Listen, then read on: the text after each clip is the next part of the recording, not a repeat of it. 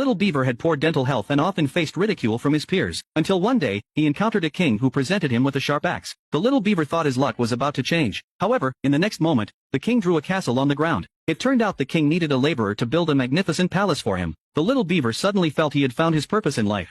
He picked up the axe and began vigorously chopping down trees. In no time, he had erected a crude wooden fort for the king. Sitting in the drafty palace, the king was very displeased.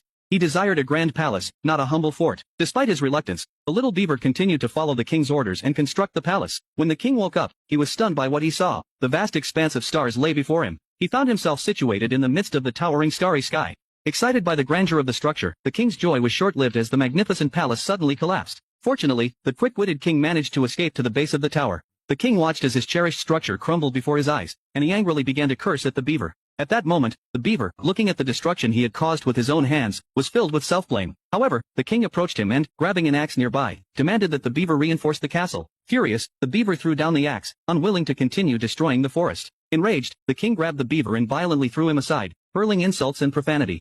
Suddenly, the palace collapsed for a second time. Rushing into the crumbling structure, the king tried to reinforce it with wooden beams, but his efforts were futile. Realizing he needed help, he turned to the beaver, who was reluctant to make any more mistakes. Just then, a strong gust of wind uprooted the trees behind the beaver, causing the castle where the king stood to collapse entirely. As the king continued to hurl insults at the beaver while airborne, the beaver reached his breaking point. He picked up the axe from the ground and hurled it towards the king's crown.